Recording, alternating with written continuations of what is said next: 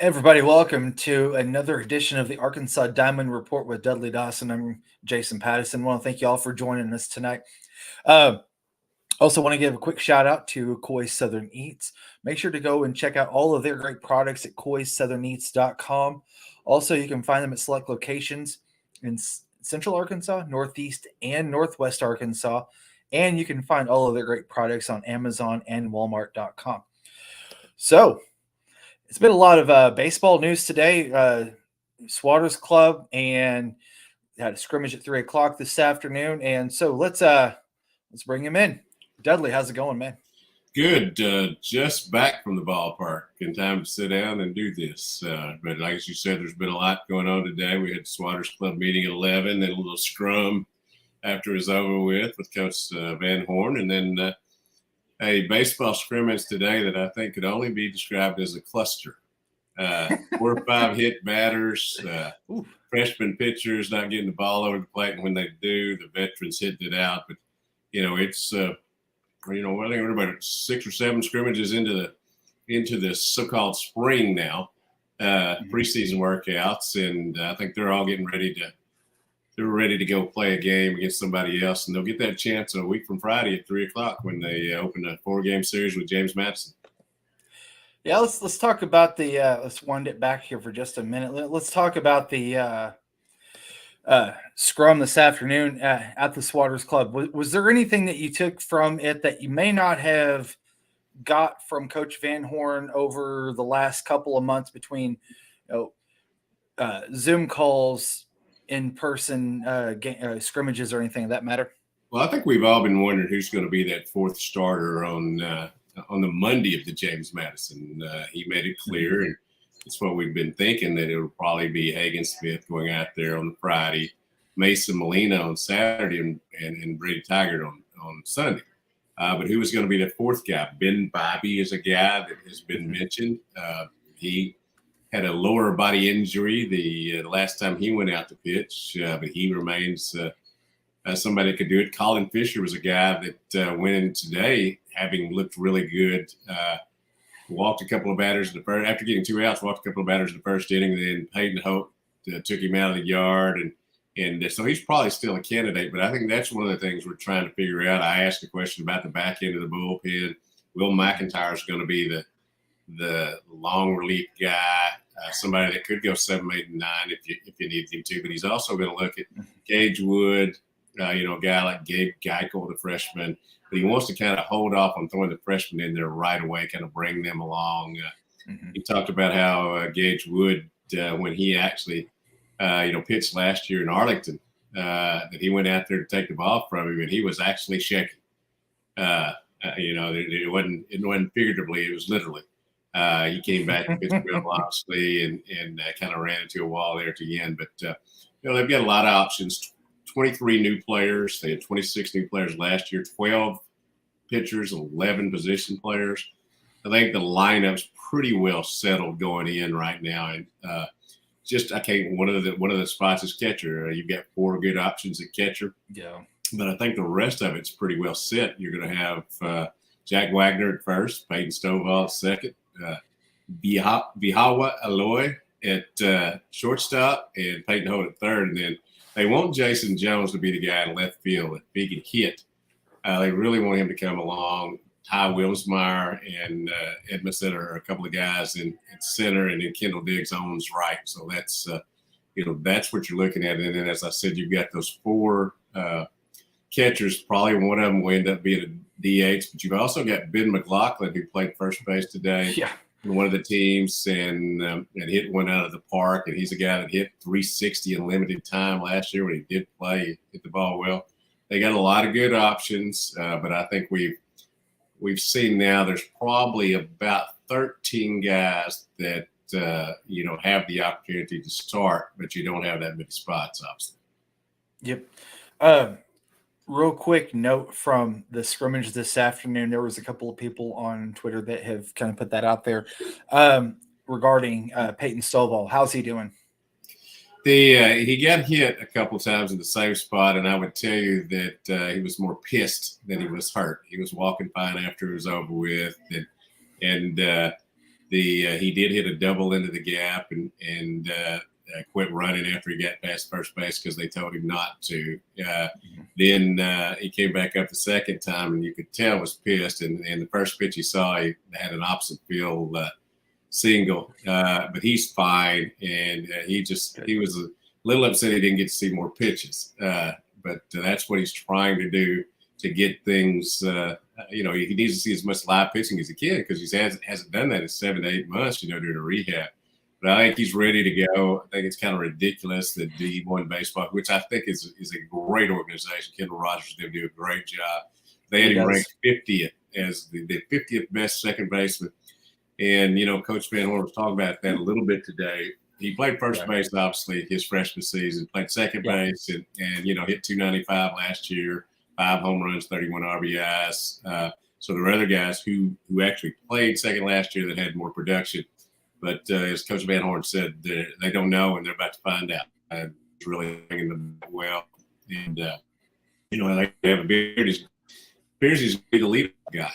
Get him as much at bats as you can.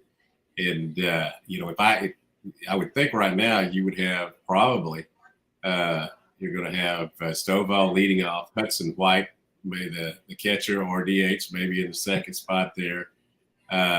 We be Yahweh Aloy and maybe third, and Jack Wagner fourth, or you could switch those two.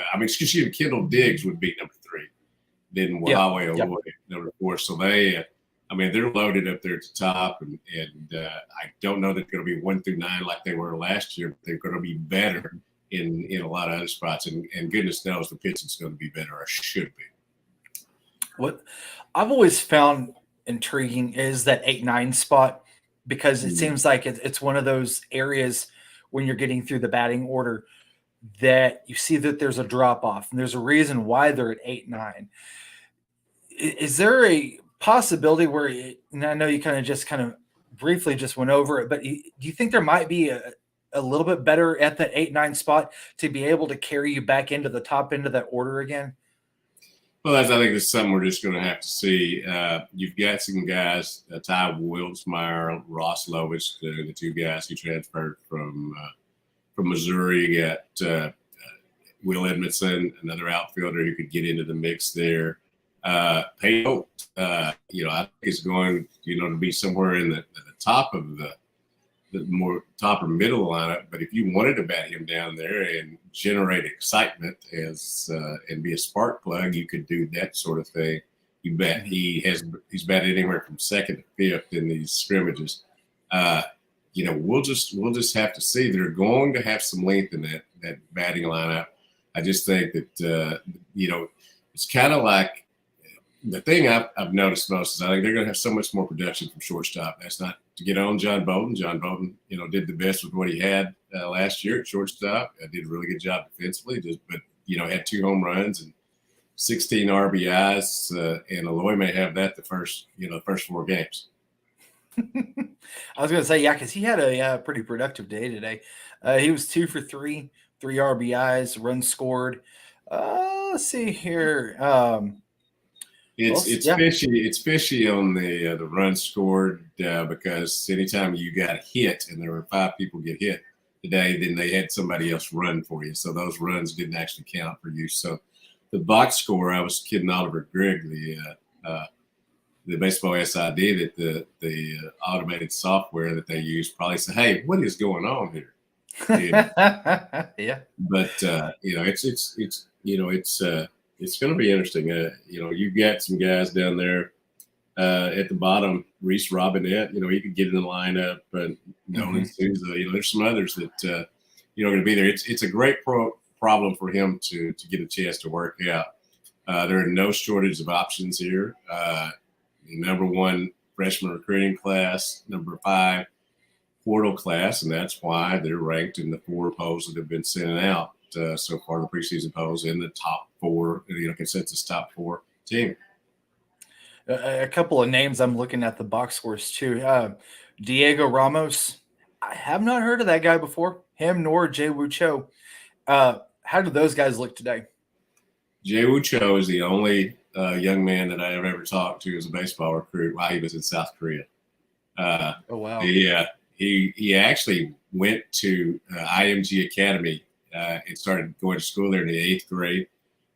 He's a pitcher that throws it about 88 to 91. He had a good outing today after some of the other freshmen didn't. But he's somebody that is part of that freshman pitching core that came in. Diego Ramos he was a great quarterback and also a baseball player in Oklahoma. He had some good moments today.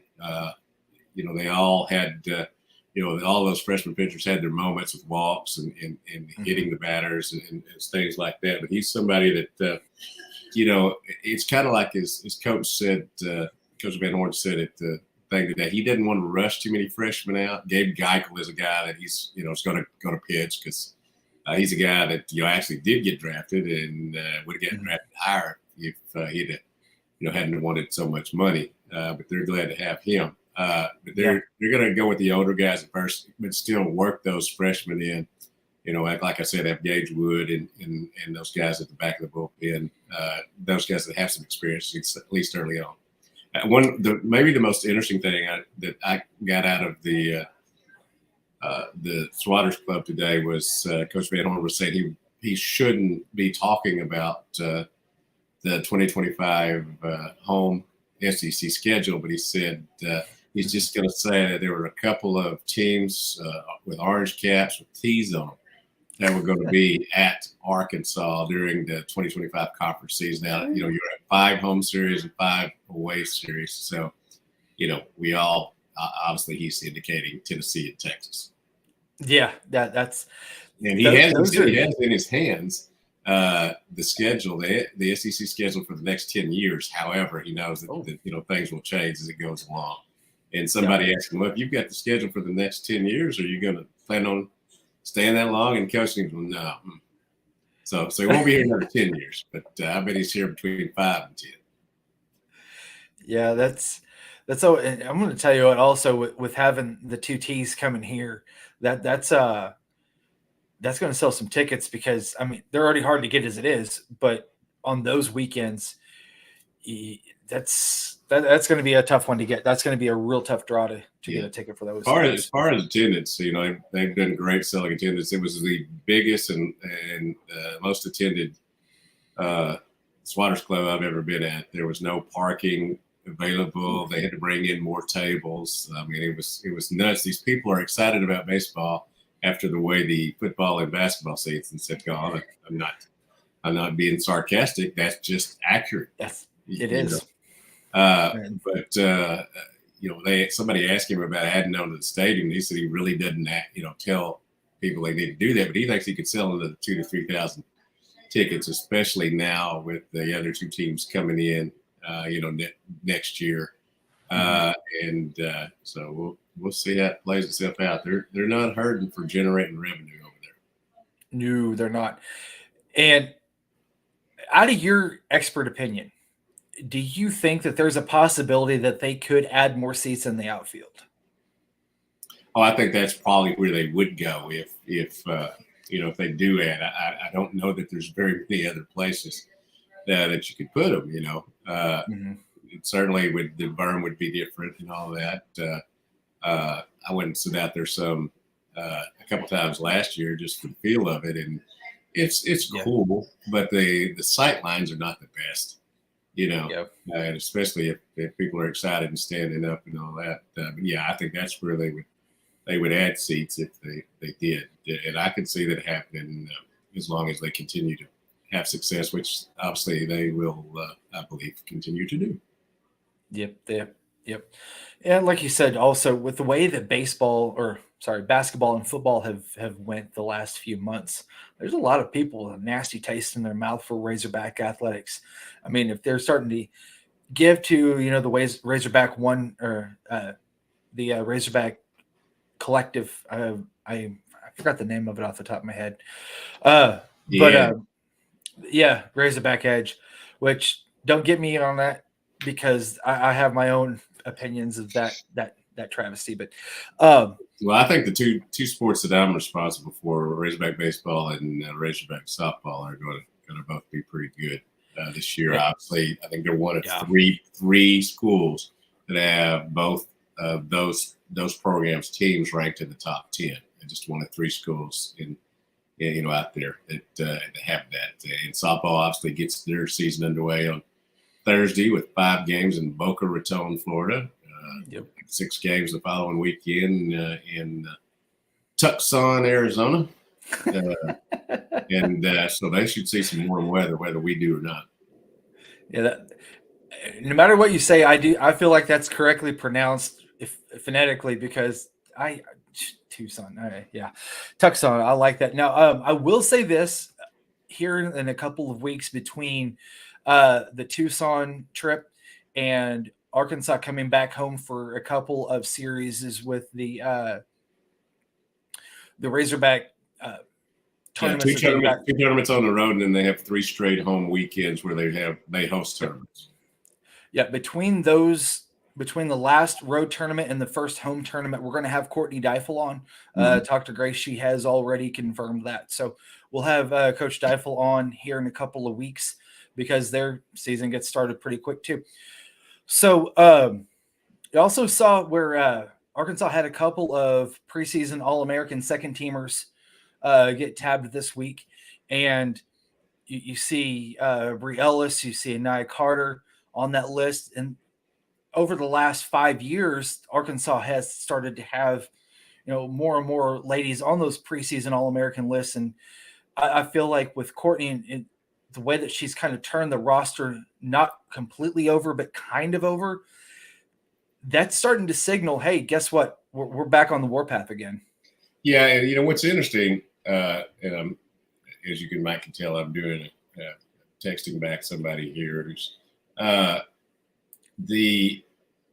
it's the thing about they are so talented that when you see the 2 that were picked for the last All-American team, you wonder, well, where's Hannah Gamble? Where's Rylan Hedgecock? There's just so many of them, and they had 5 or 6 in the top 100 of softballamerica.com. And I think that's, they legitimately have them. It's kind of hard to pick out which ones are the best and which ones are most deserving of All-Americans. You got 4 who've hit over 18 home runs. You've got the Reagans out there in the outfield, and Reagan Johnson, Reagan Kramer. You now have, Kylie Halverson, at second base. So it's a plethora. And then you've got the twins, the twin pitchers. And you've got, it's just a loaded roster, and they play in a loaded league. So nobody's saying they're going to run away with it. But, preseason polls have them in the top 10 also, as a top 4 SEC team, with, as I said, a pretty loaded roster. I'm ready for both of them to get going. And I'm even excited about Flow Sports. Going to watch those first 2 tournaments on Flow Sports. Maybe not be the best production value, but you get to see them. And I think that's that's important to be able to see them. And they've got some decent teams that they're playing. And one of the things I'm looking for is when Nebraska comes here and Jordy Ball, the former pitcher for Oklahoma, will hopefully get to start against Arkansas during that series that they're here. Yep. So kind of turn the page here a little bit. Coach Neighbors, they eked out a win yesterday against Auburn. Kind of got that taste out of their mouth against Alabama, and it was really nice to see the ladies kind of bounce back after that.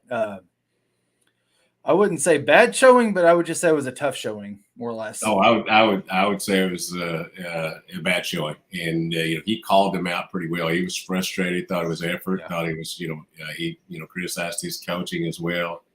They just didn't play with the effort that you needed to have, especially as you noted February.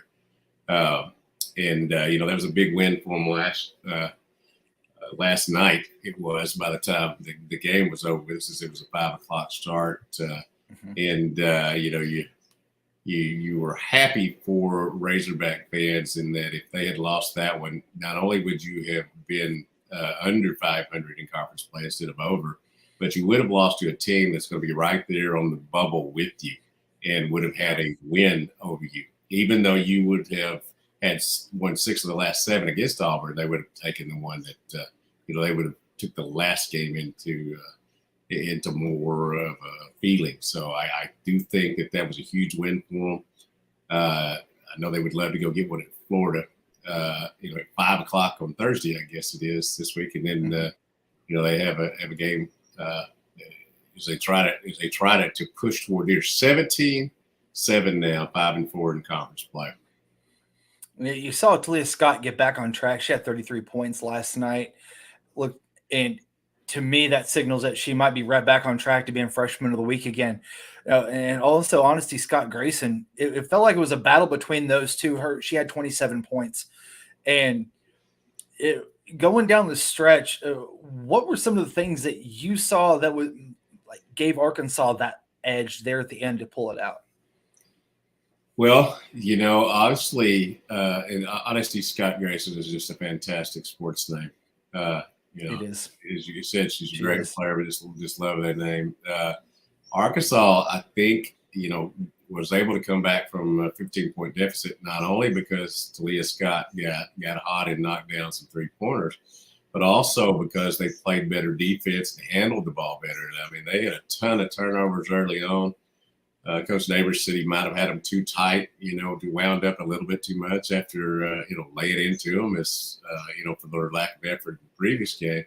You did not get the same offensive production from Sailor Poffenberger, but you got her rebounds again. You got, Miriam Dowda. Miriam Dowda had a double. Miriam Dowda, who's, getting close to triple doubles, in some of these games, and has just been a force on the board as well. Blocked some shots, was able to, but I would tell you that I think they started playing at the end not to lose instead of to win, and didn't have the sense of urgency that they had once they fell down. And I think it was good for them. Those last 2 defensive possessions that they had really went all out and were able to get it done. But it was not the prettiest thing going down the stretch, and Coach Neighbors admitted that he was playing the number and possessions game. And I don't care what sport it is, you can't play to lose, you got to play to win. Yep, you do. With Michaela Daniels chipping in, she had 15. Also, Samara Spencer, she had 10. That's you got 4 players that are in double figures, and with Miriam Dowda and her double, that I feel like it might be the recipe going down the stretch for Coach Neighbors that he can kind of start to formulate. And I know it's late in the season kind of already, and don't want to get into men's basketball just for the simple fact that you've got 22 or you've had 12 starting I think it was 12 starting fives in 22 games. But I think with Coach Neighbors, he's got that core that he's had consistently starting each game. And I think that the ladies are really starting to gel maybe at the right time. Yeah, obviously Carly Keats didn't play yesterday after taking a shot to the face of Missouri. They're going to get her back quicker than they thought. Good. I think she tried to wear a mask at first, but then it wasn't working too well for her. Carly Johnson has done a great job, coming in and getting some time. And obviously Jenna Lawrence has done a good job as well. But you're right. You're getting healthy. Sailor took off the 1 game and her knee has felt better. Since then, from all indications, she certainly shot the ball well previous 2 games before this other game. But I do think that, again, they've got a core, and when healthy, they play well. If you take one part out of it, there's a reason they're starters, there's a reason they're reserves. But both of really the bench has really helped them get through this stretch without Talia. Yeah, and it's always a great shot in the arm to have Talia Scott come right back into that starting lineup. And I'm going to tell you what, I don't know how Coach Neighbors got wind of her, got on her as far as in the recruiting trail. But, man, I'm going to tell you what, she was a diamond in the rough, and now you're just watching her shine.